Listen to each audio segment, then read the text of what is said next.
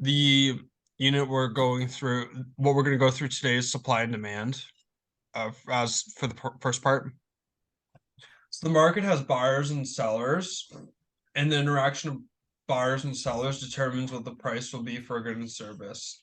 So we got to ask, how much do buyers want? How much are sellers willing to provide?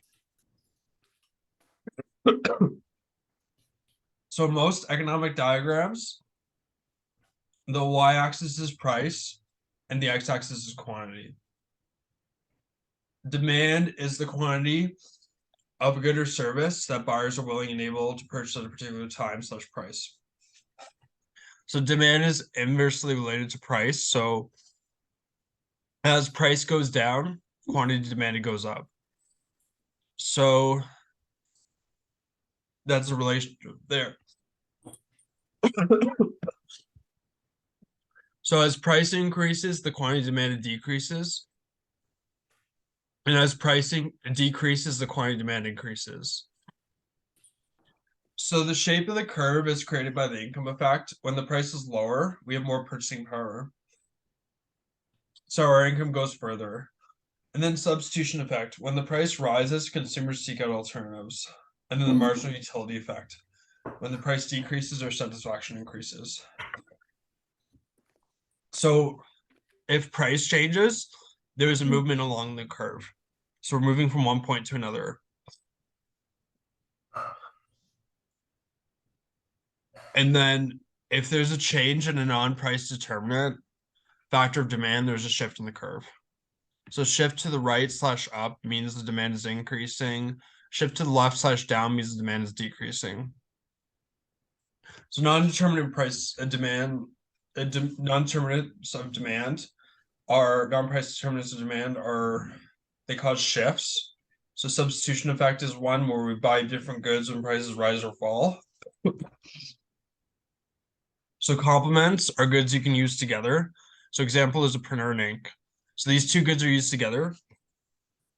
If the price of printers decreases, this will cause an increase in the quantity demanded as per the law of demand. This will cause an increase in the demand for ink. Substitutes are goods you use instead of each other. So Coke and Pepsi. So the price of Coke increases, the quantity demanded will decrease, and this will increase the demand for Pepsi. So why this happens is people shift to buying Pepsi because Coke is more expensive.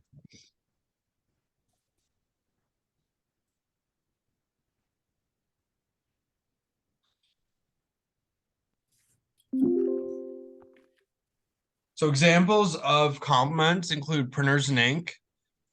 So a decrease in demand for printers will decrease demand for ink. If the price of bread goes up, the quantity demanded for bread will go down. Also, demand for butter will go down because people will buy bread and butter together. Tennis rackets and tennis ball, toothbrushes and toothpaste, cereal and milk. And then substitutes. Examples are tea and coffee. The price of tea increases. The quantity demanded for tea decreases. Demand for coffee will increase. Monster Energy Drink and Red Bull, McDonald's, Burger King, ebook, and physical books. So complements move in the same direction. A decrease in demand / quantity demanded of one good means there's a decrease in the other. Substitutes move in opposite directions. A decrease in demand / quantity demanded of one good means there's an increase in the other. So can you think of some examples? Does Manmeet want to think of some examples?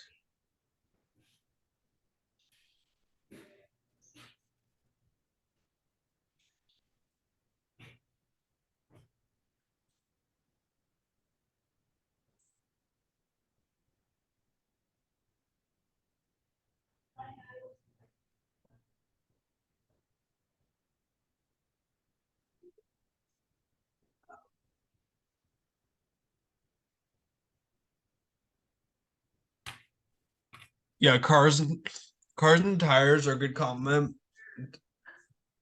Yeah, cars and tires. And then substitutes the tea and coffee. Yeah, and then pen and paper would be good comments. Can you think of any other examples? Netflix, Disney, yes, that's a good example of a substitute.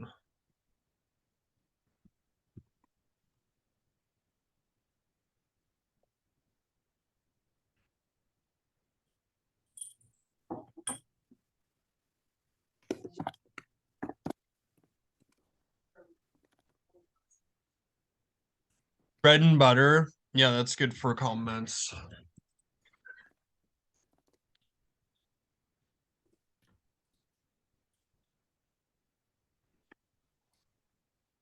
Eyeglasses and contact lenses.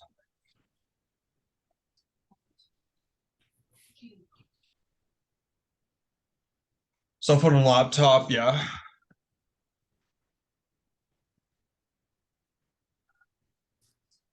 Coca-Cola and Pepsi, yeah.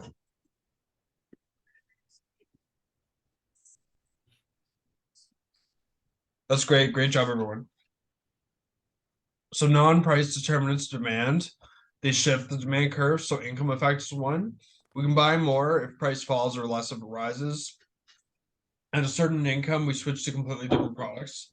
So there are also goods we buy less of if our income rises called inferior goods. So an inferior good would be like craft dinner. We buy less of it when we have more income and we purchase higher quality food. Demographics, change in taste, advertising, etc. Expectations. So the next activity we'll do is shifts in the demand curve. So we'll work on that.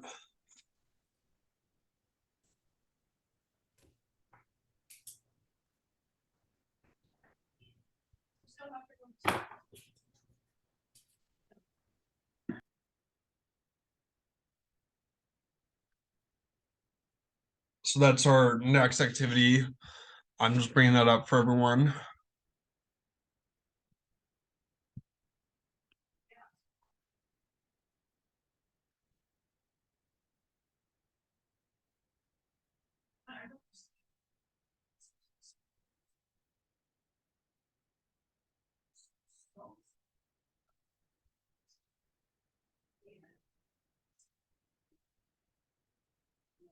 So yeah, here it is, the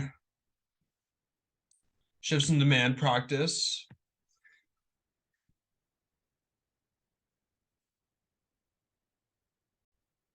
So indicate how each of the following events would affect the demand for the following goods and services. So what would happen to the market for Pepsi if Coke increases its price?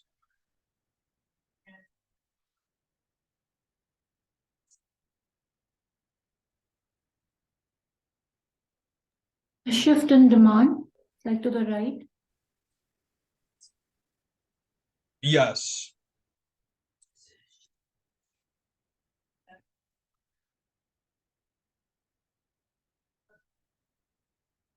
Yes. And then what would happen to the market for Coke when Coke increases its price?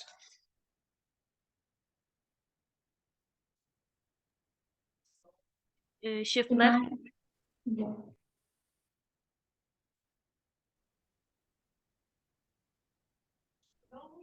So it would be a decrease in quantity demanded because it's price related.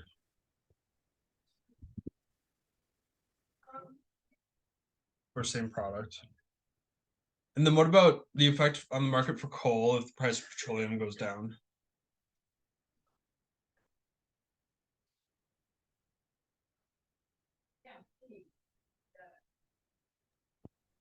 Hey, Professor, maybe an increase in quantity demanded. So this would be a shift left in the demand for coal because the quantity demanded for petroleum will go up because the price of petroleum went up. Okay. But good try it. And then the market for houses, if the population increases, what would that be?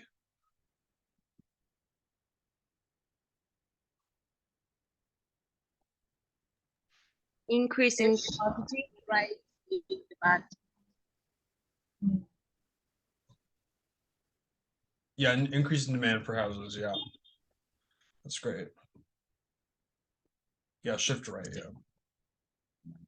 And the market for cars if the recession causes higher unemployment and reduced wages. Decrease in quantity demanded, Professor? Yes, so a decrease in demand. So close, shift left, yeah. Good job. And then the market for iPhone X's after Apple introduces the iPhone 12. Decrease in demand. Yeah, shift left.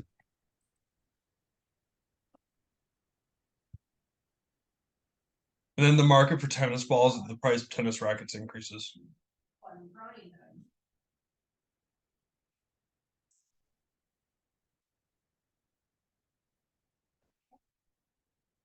Shifts to the right for tennis balls. But it's meant to increase as well. Yeah, shift left in tennis balls, yeah. And then the market for motorbikes and petrol prices increases.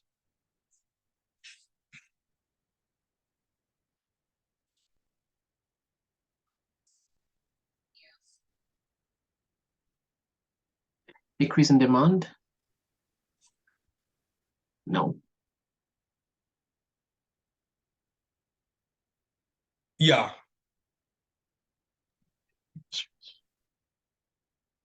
Yeah, decrease in demand for motorbikes, yeah. And the market for Samsung, yeah, shift left in demand, yeah. And the market for Samsung headphones, if Huawei reduces the price for its headphones.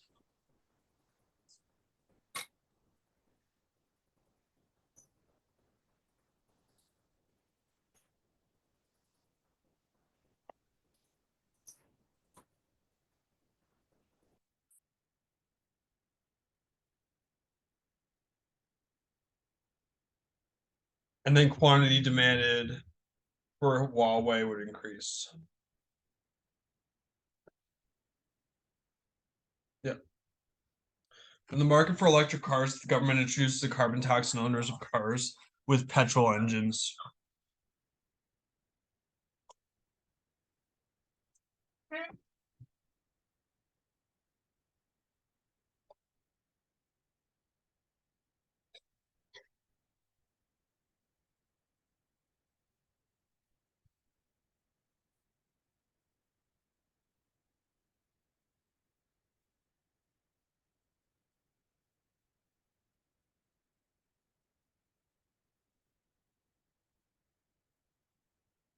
In the market for hotel rooms in Beijing,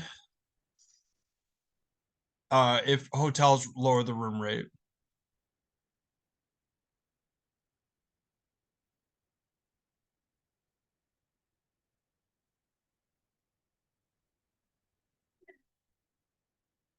So it would be a quantity demanded.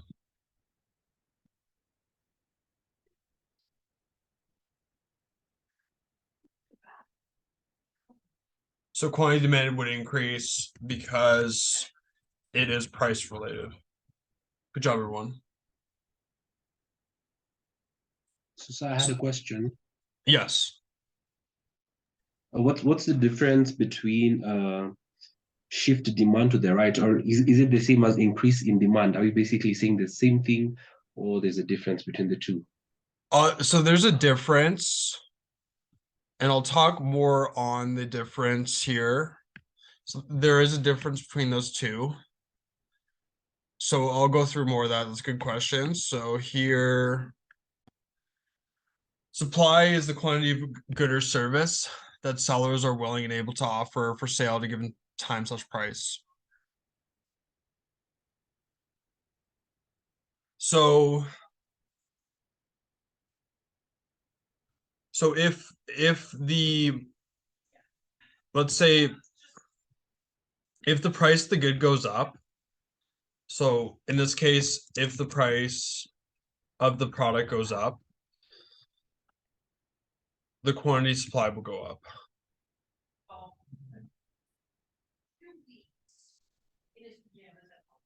like that.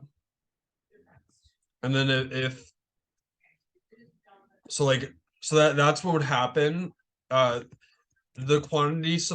the price only changes quantity supplied or demanded. And then non-price factors shift supply / demand right or left. Yeah.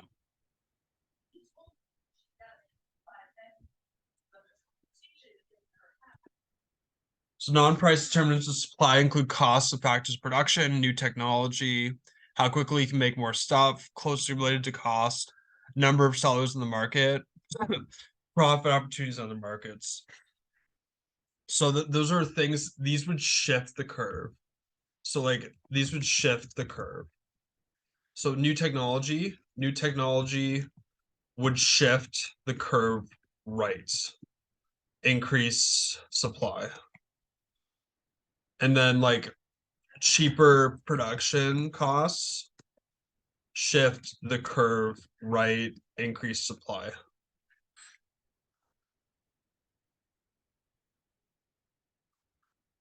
Then higher number of sellers in the market, increase supply, shift the supply curve right.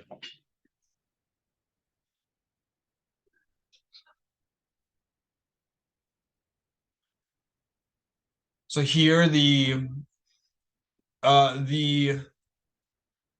equilibrium price is where quantity demanded equals quantity supplied. So that's the clearing price here. So if the price is too high, an $8 hamburger, this is a surplus. So this is when supply is greater than demand at a surplus. So so what do you think needs to happen to correct the surplus?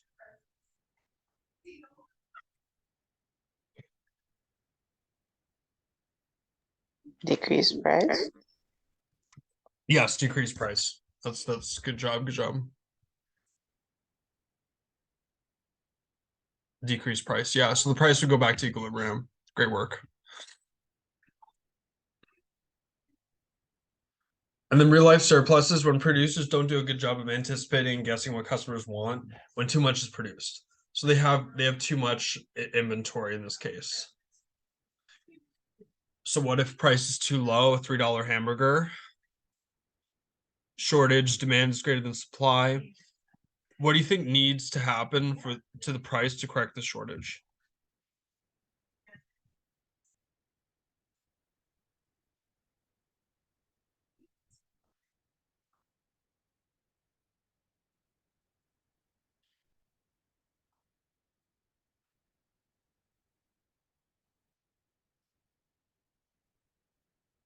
Yeah, increase the price. Yeah, good job.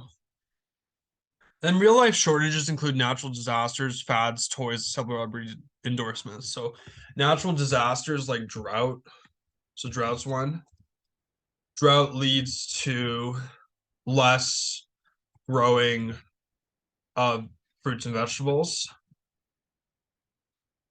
leading to a shortage. So then let's do this worksheet on supply and demand thinking.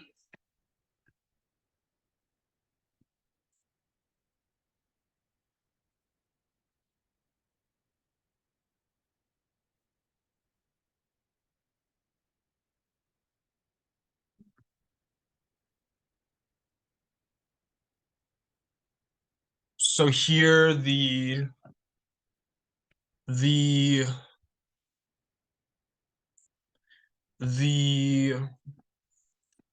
immigration and a high birth rate have increased the population of Cambodia by 10% since 2015. What would happen to the supply and demand of like labor, let's say products, etc., based on this?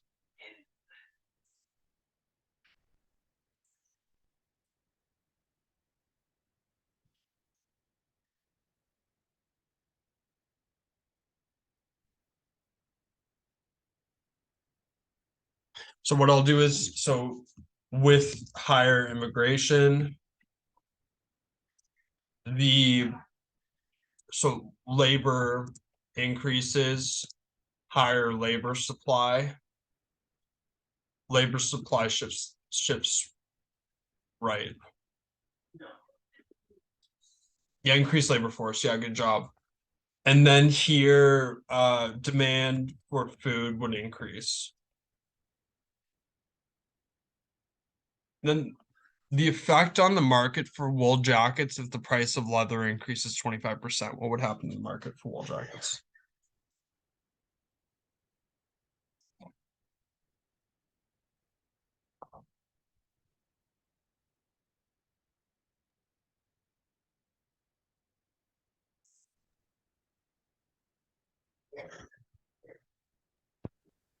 Hey, Professor, you might see an increase in demand for wool jackets, which may Yeah. also lead to increased wool jacket prices. Yes. Yeah, demand shift right for wool.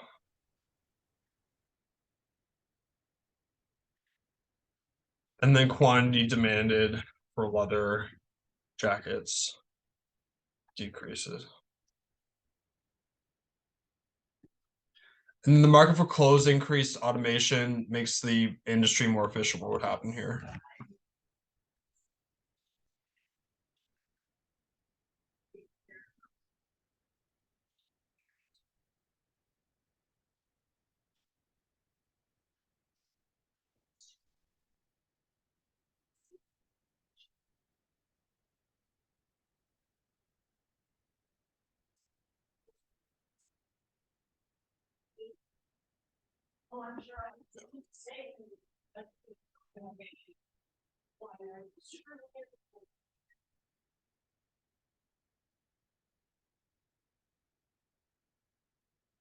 Supply would shift right, supply would increase due to automation. The effects on the motorbike market in China if a Japanese producer announces plans to build 10 motorbike factories in China.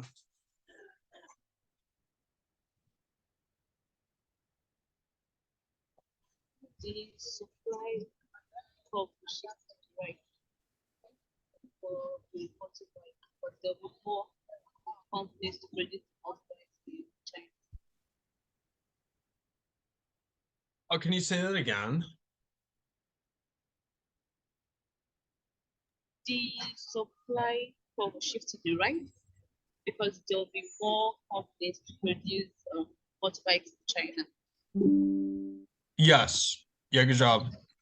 So supply shifts right because there's more production capacity. That's great. And the market for soy oil, if Chinese producers experience a sustained drought.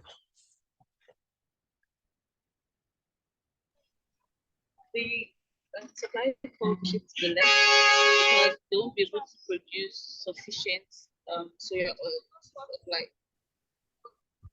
Yeah, exactly. Supply shifts left because there will be less soy grown due to the drought. Then the market for cars, if recession causes an increase in unemployment.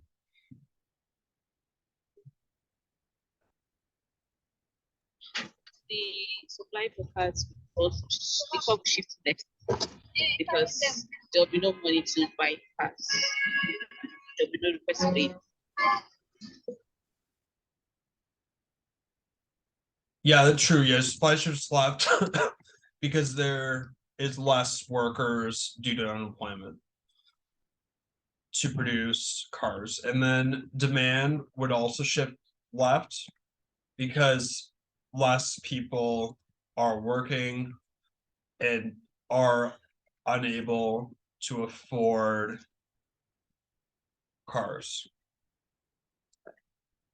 Then the market for Pepsi if Coke increases its price.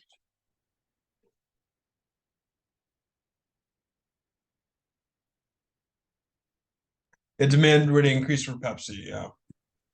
The demand will decrease even the supply, I presume, Professor?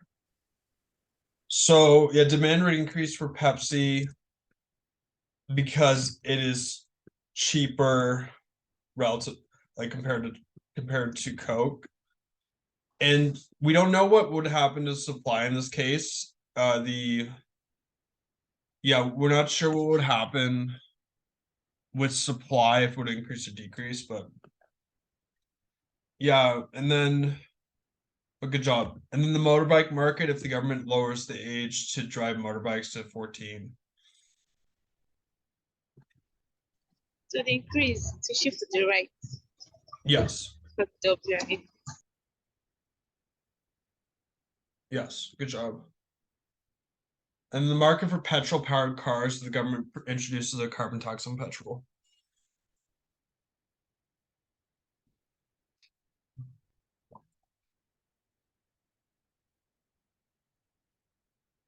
It will shift to the left. So there'll be the perspiration. Yeah. Demand shifts to the left, yeah. And the market for tennis balls, the price of tennis rackets increases.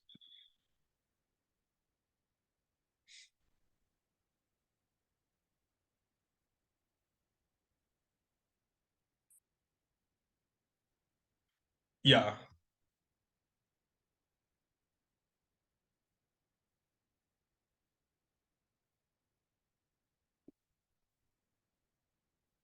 Then the market for tomatoes, if the price of beans increases significantly.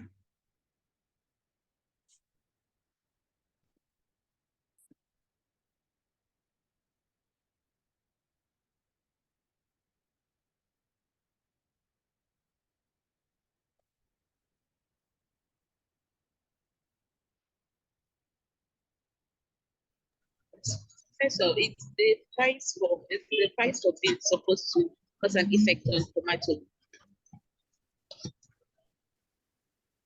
Can you say that again? I'm saying is the price of beans and if the price of beans, it's supposed to cause an effect on tomato because they are not substitute goods in any way. It does not have any effect. They are not substitute products. They're not substitute. Yeah, you're right. You're right. They're not substitutes. Good job. They're not substitutes. Therefore, there would be no effect.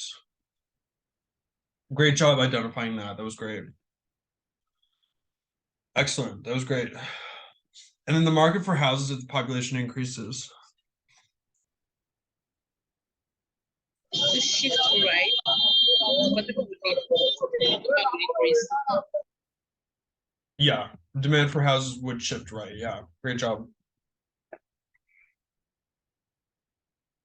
And the market for pork in China as a result of the African swine flu leading to the death of many swine herds. What would happen?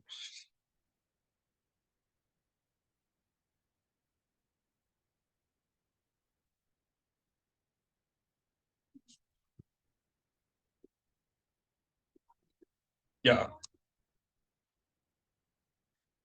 Also, supply would shift left because there is less supply that can be created due to the death of swine herds.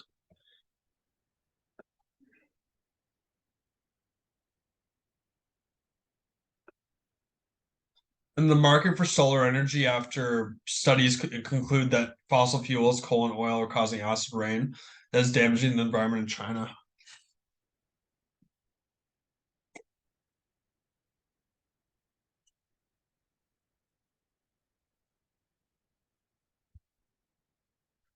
Yeah, demand for solar energy. So demand for fossil fuels would decrease. And what about the solar energy demand?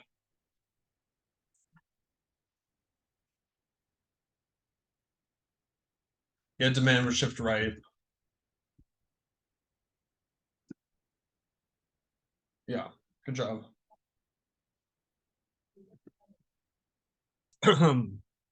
Is market structures.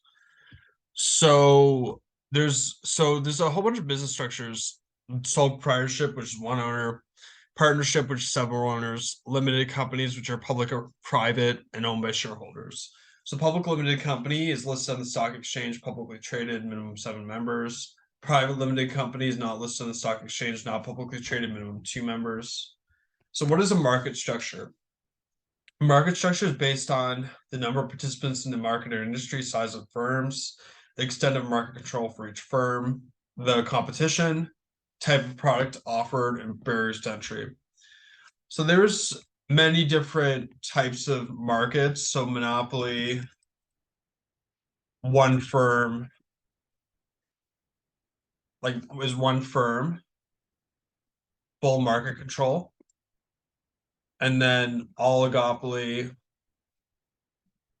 few firms, almost a lot of market control. And then here, monopolistic competition. Many firms, a little market control. And then perfect competition. The most firms and no market control.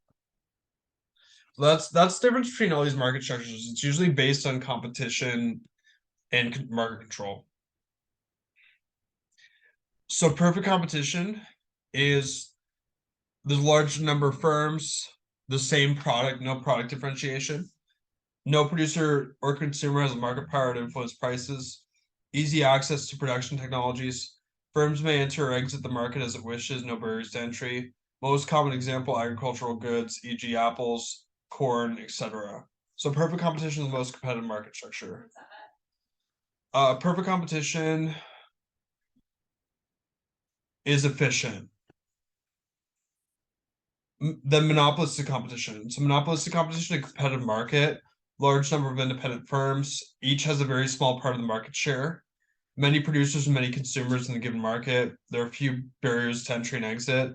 Producers have a high degree of control over price. Not a high degree, but a degree of control over price. There's some product differentiation. Examples include clothing stores, restaurants, salons, toothpaste, snack foods, and phone cases. So how do you think a company could differentiate their product? How do you think they make themselves stand out? Does Burke, you want to try this one?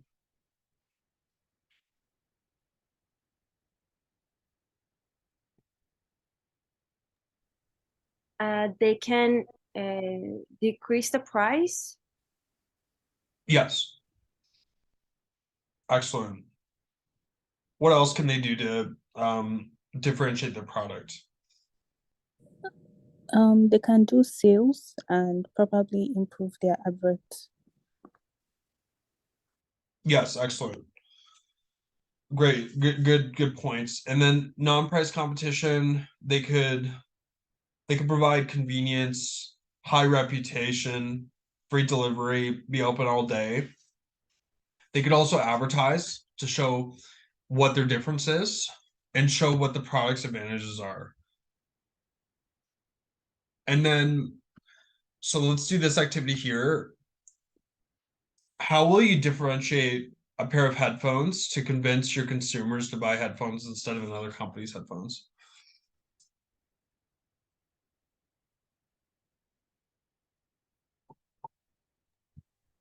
Hey, Professor, maybe a unique feature of the headphones?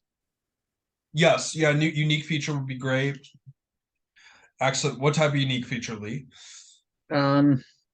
So it must be a feature that's not present in other headphones, maybe an improved active listening feature compared to other headphones. Yeah, that'd be good. That'd be a good idea. That's great.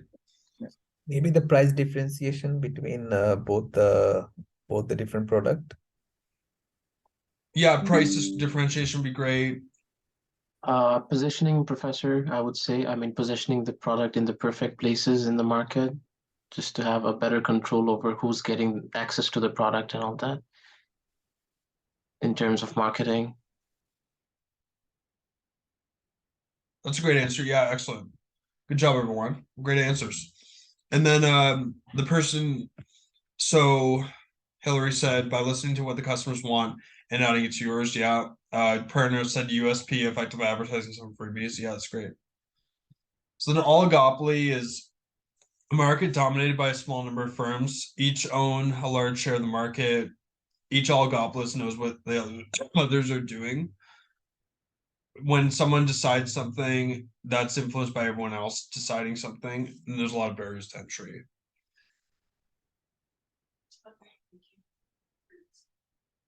So examples of this are cars. So GM, Ford, Daimler, Chrysler, Benz. Athletic shoes, Nike, Reebok, New Balance, Adidas. Cereals, Quaker Oats, General Mills, and Kellogg's. TV networks, NBC, CBS, ABC, and Fox.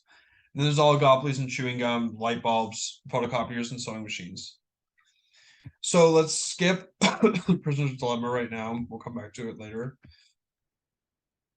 So the monopoly. There's one provider of a product or service that has total control over supply. So it's the only company in the market. So there's no one else can compete with them. And there's a lot of barriers to entry to ensure that that's the case. So monopolies exist because of natural monopolies. A type of industry makes it financially impractical for multiple companies to engage in the business. So natural monopolies are usually run by the government because government runs water, electricity, sewage, garbage collection. Because if a private company ran these, they would price these services too high because there will be no competition.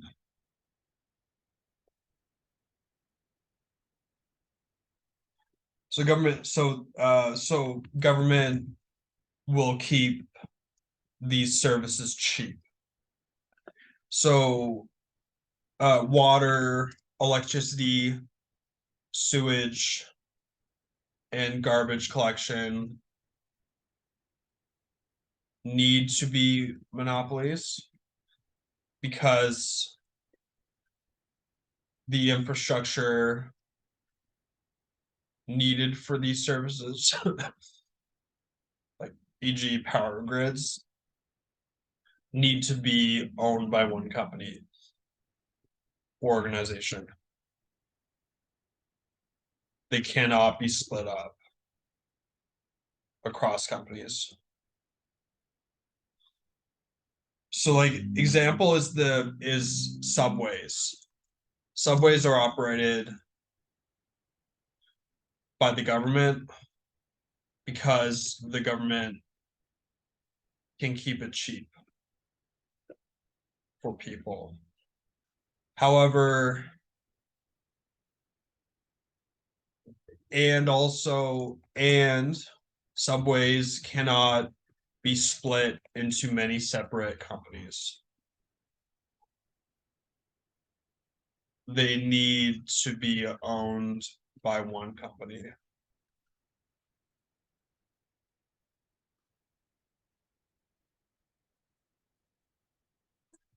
So geographic monopolies, they occur when there's only one company that offers a particular good or service in an area. So there might be one general store in a town. So if you're at an airport, there might be one noodle restaurant open. Where will you eat? Right? So you'll eat at that noodle restaurant because there's one that's available. And then there's many types of monopolies, technological monopolies, where you have a patent protecting your product. So if you have a patent protecting your product, no one else can produce it. Therefore, you have a monopoly on that product. And then government monopolies. Sometimes the government will pass laws reserving a specific trade, product, or service for government agencies, for example, water, postal service. Why do you think the government would pass laws like this? Does Chico want to try?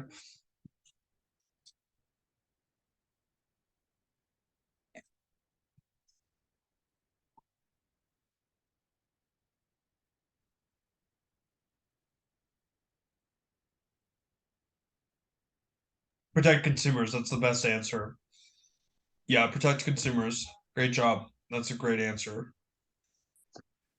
So monopolies are often viewed as terrible for consumers because there's a restriction of quantity / quality with high prices. Ethical issues, medicine companies in the US set their prices extremely high. Restriction of competition. This is illegal. Monopolies may offer different prices to different consumers, different locations, etc. Senior citizens discounts, veterans, student pricing. This can be good or bad. Price discrimination. So price discrimination is a big problem because that's when price discrimination is when they charge a high price to someone who demands a product highly or they need a product. So they do this, and this is very unethical because people who are in need or have high demand for a product have to pay a large amount. So that's a big problem that happens. And example would be pharmaceuticals. So when people charge others for a medication that they need. So if a diabetes medication was expensive, people who need it to survive may not be able to afford it. Big problem. So that would be a big problem. So those are the issues that price discrimination comes up with. So government interference. What's best for the company is not always best for everyone else. And then there are antitrust laws / competition laws that prevent monopoly powers and make colluding illegal. So other issues that need government interference is planned obsolescence. So planned obsolescence is a big problem because I'll tell you what that is. So planned obsolescence, that's when like iPhone creates a new, so Apple creates a new iPhone. So that would be, and the new iPhone runs the new apps, and old iPhones don't run the new apps. So you have to buy the new iPhone to run the apps. So that's what planned obsolescence is. Apple battery. Yeah, that's a good example. So yeah. And then government needs to intervene in environmental issues. So in Canada, the Canadian government put in a carbon tax to reduce pollution in Canada. Unhealthy products, sugar, cigarettes, government can put taxes in for sugar and cigarettes to reduce buying of these products. Privacy concerns. The Canadian government has privacy regulations from Pipetta to protect your data. So the government has privacy regulations, and then treatment of workers. The Canadian government, the Ontario government has regulations protecting workers.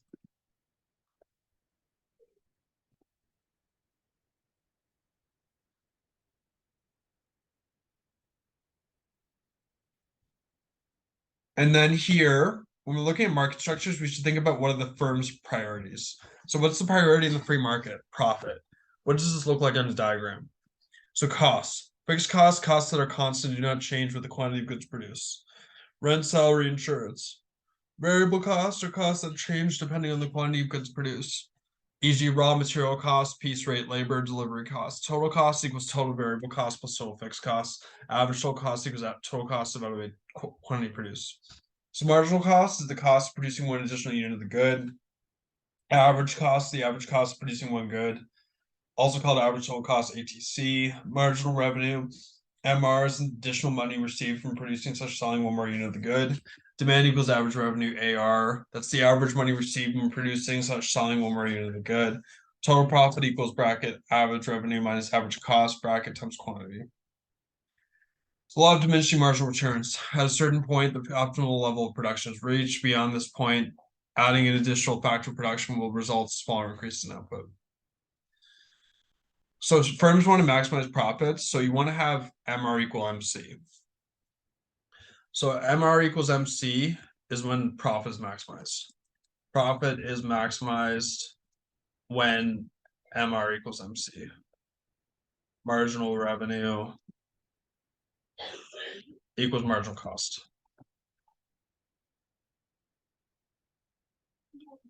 So you can see here that the total profit can be found by following these steps. So find the profit maximizing point, MC equals MR. Draw a line down from this point to find the quantity produced. Continue this line up until it hits the demand AR line. Draw a line over from this point to the price. You've now found the profit maximizing. So break-even point is when the price of the good is equal to the cost to produce it. Marginal cost equals average total cost, MC equals ATC. This means the cost of making one more good is equal to the average cost of the good.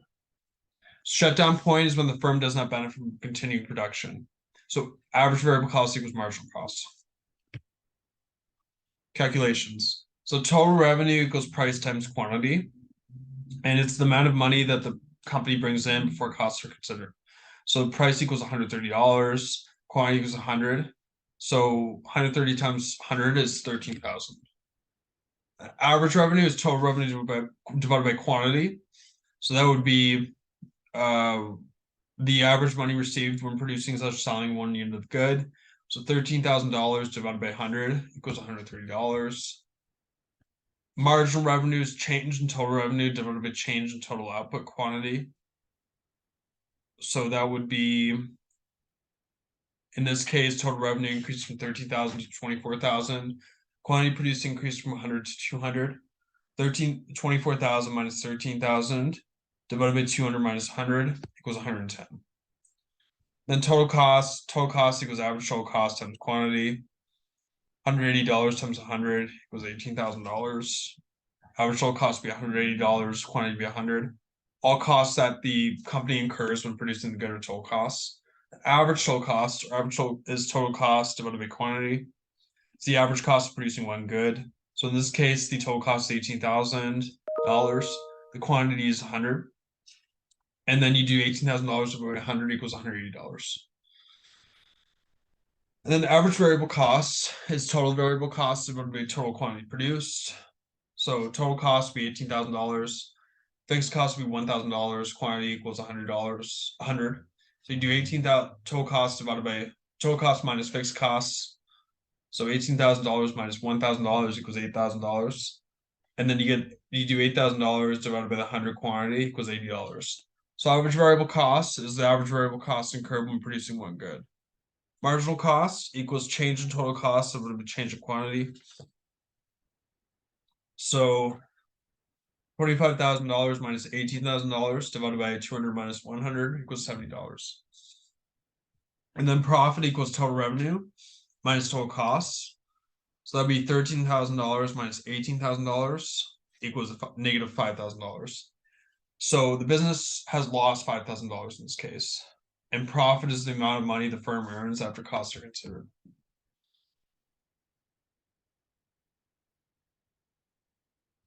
For total revenue here, so this is our spreadsheet on a lot of the concepts that we're learning today.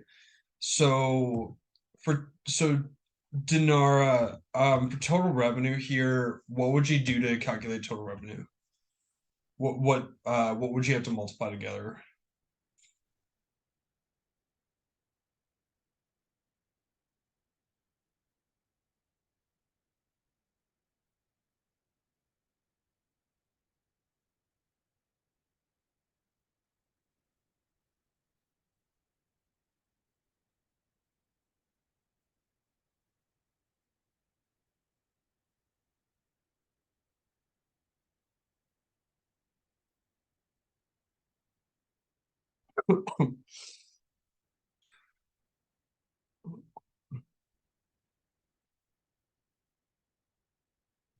So yes, it'd be 0, yeah. So here, we'd have to multiply the price and quantity together. So that would be 0 for the first one. And then we do that for each, so it'd be price times quantity. Yeah, good job, man meat. So then what about average revenue? Efamina, do you want to try? How would you get average revenue from all these numbers here?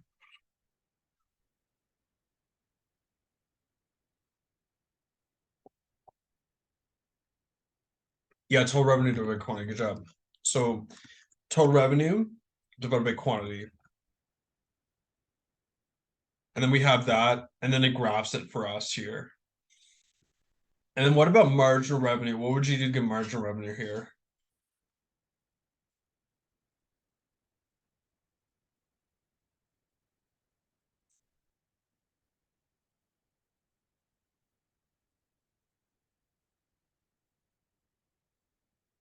Yeah, change in total revenue to change in quantity. Good job, Mohd. Thank you for doing that. So change in total revenue. So we'd have to start here, where it would be change in total revenue divided by change in quantity.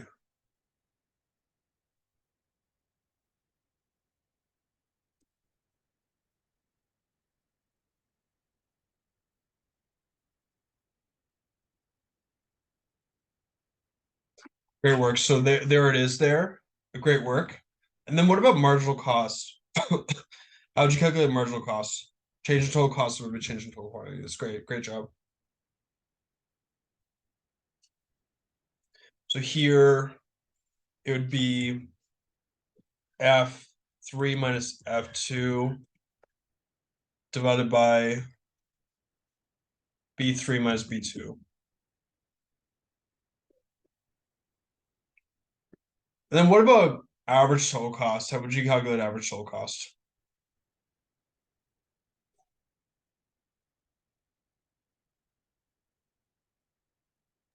Total cost divided by quantity. Yes, good job. Excellent work. So yeah, it would be here F2 divided by B2. And then go down the list. Yeah, great job.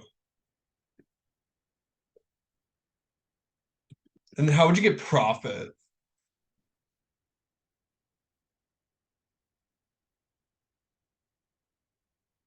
It will be MR minus MC.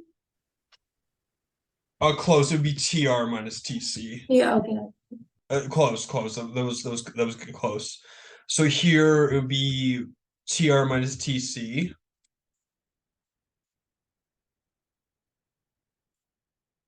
And yeah, so then we got the graph.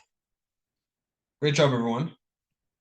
So that's completed. So there's another example that we'll go through here.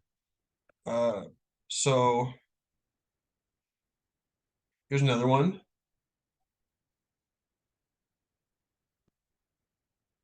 How'd you get the marginal costs here?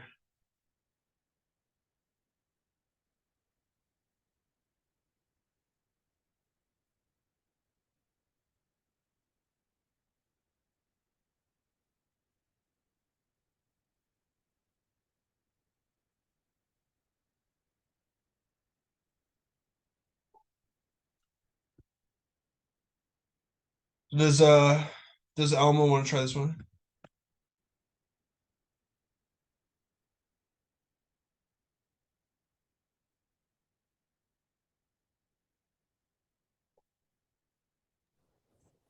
Professor, it should be total cost minus total variable costs.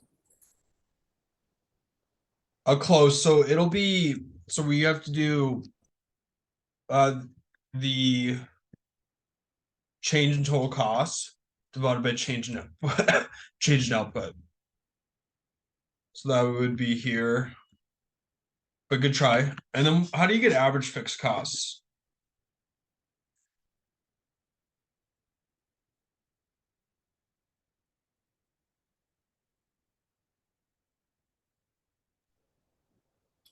Fixed cost divided by the output. Yes, good job.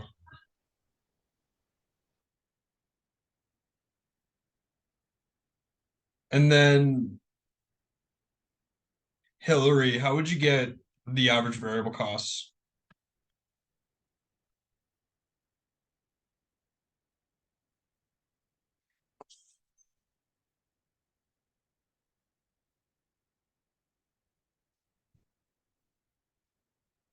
Yeah, TVC divided by output, yeah. So C2 divided by A2 here. And down the list. Yep. And then how would you get average total cost?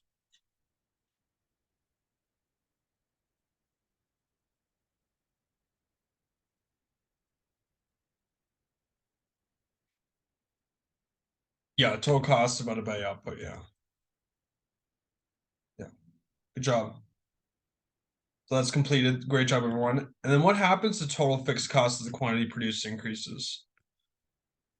Does Joanne want to try this one?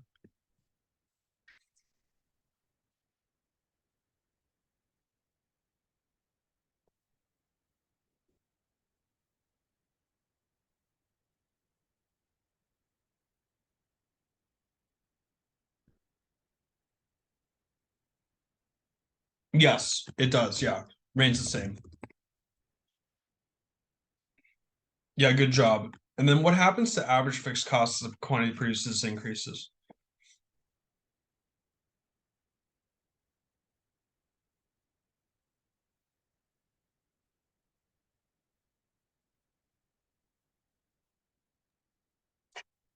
Oh, Yeah, it goes down. Yeah. And then what is an example of variable cost for business? Oh, wages. Yeah. Can you think of another example of a variable cost for business?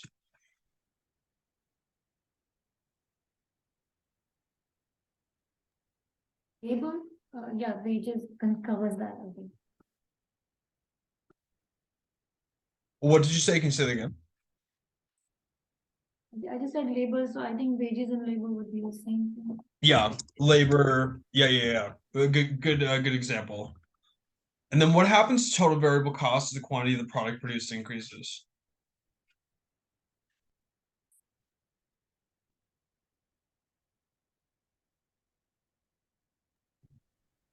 Yeah, it goes up. Yeah, Goes up.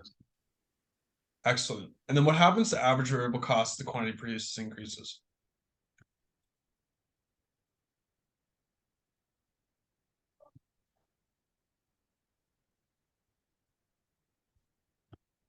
Goes down. So it goes up. Just oh wait, yeah. It goes down until output of 600, then it goes up again after output of 600. And then by how much does total variable cost increase with each additional quantity produced? Is it constant? Does it increase or decrease?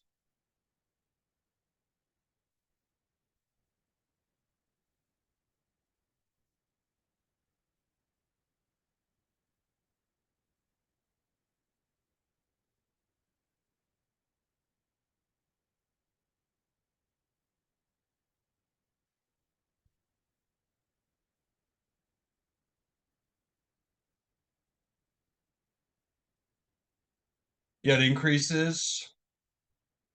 It increases, but not at a constant rate.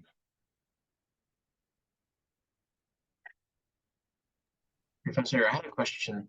So Yeah. sorry. The previous one, part B, where it says what happens to average variable cost as the quantity produced increases. So you say it goes down until output of 600 and then goes up again. So if you kindly just give me a little bit of explanation, I'm a bit lost over here.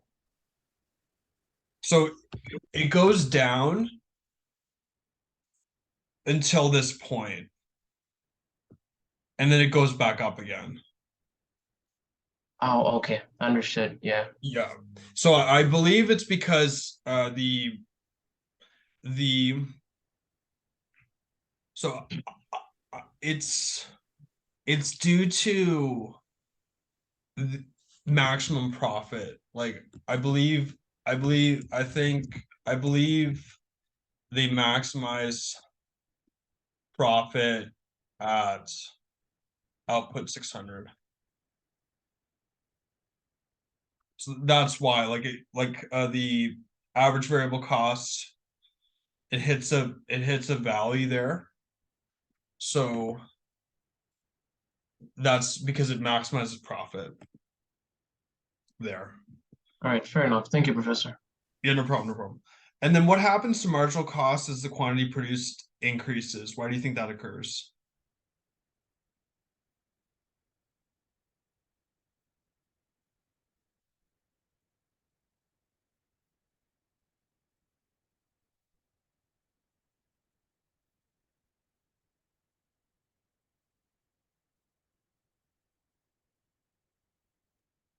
The costs are increasing, and I think they are why this thing is occurring is because maybe the quantity the trend of this the output makes it rise like that.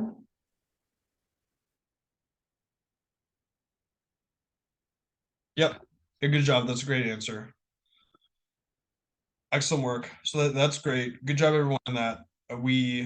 Those were two